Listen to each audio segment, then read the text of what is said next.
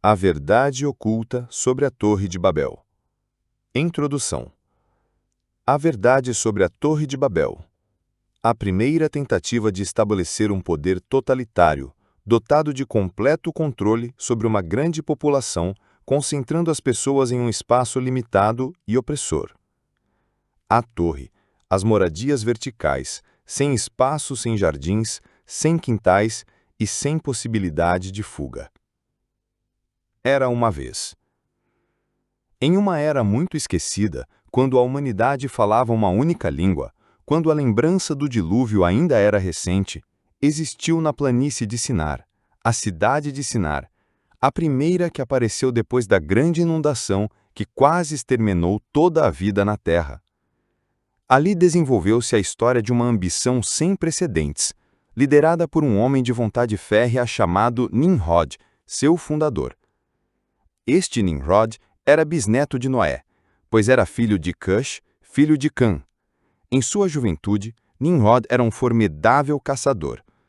Mais tarde, um guerreiro invencível, que reuniu em torno de si numerosos outros soldados de sua tribo e mais um tanto de mercenários estrangeiros.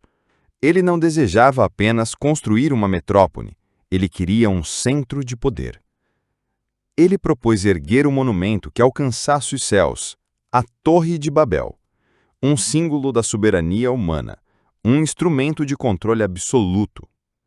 E mais, Nimrod dizia ao povo que se a torre fosse alta o bastante, poderia resguardar de morte certa as pessoas que habitassem seu topo, pois ali as águas jamais os alcançariam com uma vantagem a mais. Estando tão perto do céu, se Deus enviasse novo dilúvio, poderiam guerrear contra o Altíssimo, atacando-o com lanças e flechas, e certamente venceriam, pois seu exército era tão letal que matariam os anjos e, por fim, matariam o próprio Criador, livrando para sempre a humanidade das ameaças divinas. O engano de Nimrod. Ouvindo o discurso entusiasmado, fascinados pela fama de grande guerreiro do orador, as pessoas não pensaram em perguntar quem viveria no topo, e, sem refletir sobre o projeto, concederam àquele homem a autoridade de rei. O que Nimrod não disse ao povo é que a torre não era apenas uma estrutura imponente, era o coração de um sistema onde cada indivíduo estaria sob seu olhar vigilante. Por que se espalhar, quando podemos nos unir em um só lugar, fortes e inquebráveis? Sua visão prometia segurança e prosperidade, mas escondia as amarras de um controle sufocante. E foi assim que a nascente cidade de Sinar começou a se concentrar nos arredores da construção, pois todos se comprometeram a trabalhar no projeto. E trabalhavam de graça. A princípio, o rei exigia um dia de trabalho na semana para os homens, mas aos poucos as exigências aumentaram. 3 dias de trabalho para homens, mulheres e crianças. Os capatazes, amigos do rei, mantinham o ritmo do trabalho na base da chicotada. Qualquer queixa ou crítica era punida com a morte. O exército do rei garantia o cumprimento das novas leis. E o próprio rei, bem vestido, alimentado, instalado em seu palácio, tendo um séquito de servos e esposas, acompanhava os relatórios durante reuniões regadas a finos manjares e vinhos, cercado pelos seus ministros conselheiros reais.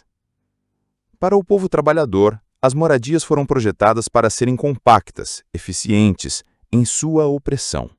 Andares sobre andares, paredes de tijolos crus e sem janelas, para o mundo exterior. Apenas frestas estreitas concediam a entrada para os filetes de luz que aliviavam a penumbra permanente. Não havia espaço para jardins, para a terra macia sob os pés, nem para a privacidade de um quintal. As ruas de Sinar eram corredores estreitos e confusos, desenhados para desorientar, para que a fuga parecesse impossível. No fim, a cidade e a torre, em seu centro, seriam um labirinto do qual ninguém poderia escapar. A vida no tempo da torre. A vida durante a construção aos poucos tornava-se uma rotina monótona, pesada e claustrofóbica.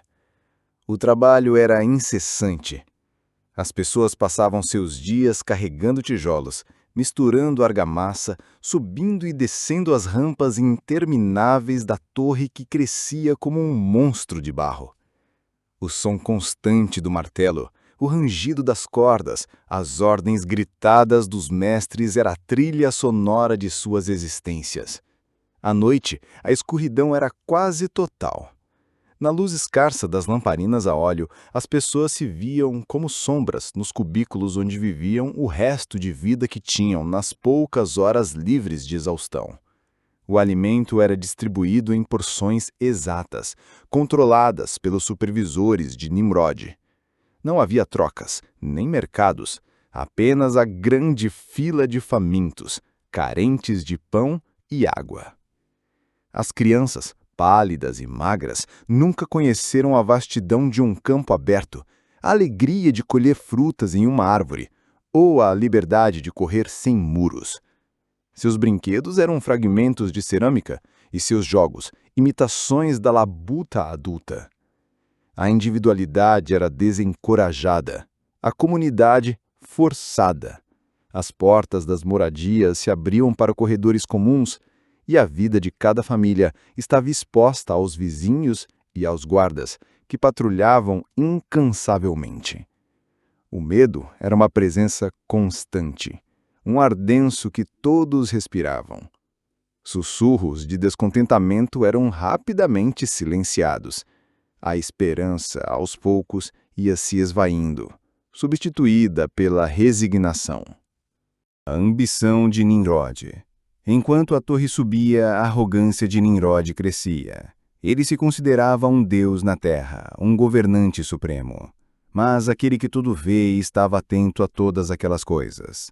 A escravidão de um povo submetido a um poder tão opressor, sua liberdade tolhida e suas almas enjauladas, tais abusos não poderiam ser tolerados. Em silêncio, a cada dia, as pessoas clamavam socorro aos céus, no pranto mudo, nos olhares úmidos de tristeza e desespero, nas palavras não ditas, na energia contida do sofrimento intenso. É assim que os clamores dos sofredores amordaçados chegam a Deus. Então aconteceu. Uma nuvem escura desceu sobre a cidade de Sinar, não uma nuvem de chuva, mas uma nuvem de estranheza e confusão. As palavras antes uníssonas tornaram-se ruído. A língua única se fragmentou em centenas de dialetos ininteligíveis. Onde antes havia ordens claras, agora havia apenas murmúrios e gritos de frustração. Os construtores da torre não conseguiam mais se comunicar. O caos tomou conta do canteiro de obras. As ferramentas caíam das mãos. Os pedidos de materiais eram mal interpretados. A estrutura, antes um símbolo de união, tornou-se um monumento à desintegração. As pessoas, incapazes de se entender, começaram a se afastar, a buscar aqueles que falavam sua nova língua. Está escrito no livro dos justos. E eles cessaram de edificar a cidade e a torre, por isso aquele lugar foi chamado Babel, pois ali o Senhor confundiu a língua de toda a terra. E quanto à torre que os filhos dos homens edificavam, a terra abriu a boca e engoliu 1/3 parte da mesma, e um fogo também desceu do céu e queimou outro terço, e a parte remanescente ficou como testemunha da grandeza da construção, cujo diâmetro, para ser percorrido, demandava 3 dias de caminhada, de acordo com o Livro dos Justos 9:38. Você conhece o Livro dos Justos? Conte para mim nos comentários e dê uma olhada no meu comentário fixado. Tem links para o Livro dos Justos em áudio e PDF grátis. Vamos continuar nossa história. A dispersão e o legado. Nimrod observou, impotente, sua pretensão destruída. A torre, que era sua maior glória, transformou-se em sua maior derrota. A população antes cativa começou a fugir dali, movida pela necessidade de encontrar entendimento, de reconstruir a vida em outro lugar, longe daquela torre opressora. A Torre de Babel nunca foi concluída, permaneceu como um testemunho silencioso da ambição desmedida e da fragilidade do poder totalitário. Suas paredes desmoronaram com o tempo, mas apesar da tragédia, do fracasso daquele modelo de sociedade, A lição que devia ter sido aprendida foi rapidamente esquecida. Cidades são armadilhas, arranha-céus, onde as pessoas são empilhadas em cubículos, são prisões. A liberdade, o espaço para crescer e a capacidade de escolha são essenciais para a alma humana. A Torre de Babel não é apenas uma história de uma construção ambiciosa, mas um lembrete eterno de que a verdadeira força de um povo reside na sua liberdade de pensar, no direito de ir e vir, de povoar toda a terra, na sua amplidão, e não na sua submissão a um rei humano e falho. Não. A força de um povo não se estabelece nas promessas de conforto e riqueza das cidades verticais, onde as pessoas vivem aos milhares, sufocadas nos enormes edifícios de cimento e aço, nos apartamentos opressivos, como ratos em gaiolas, ocupados em trabalhos desprovidos de sentido, que devoram o tempo, o espaço e a razão, roubando o gosto da vida em nome de leis que ninguém pediu, sustentadas pelas forças mercenárias dos tiranos de ocasião. Essa história acaba aqui. Comente abaixo se você quer que o canal produza mais conteúdos desse tipo. Mais que o crescimento do canal, importa saber se você está aqui, se gosta desse trabalho ou prefere que eu vá carpir um lote. Até o próximo vídeo.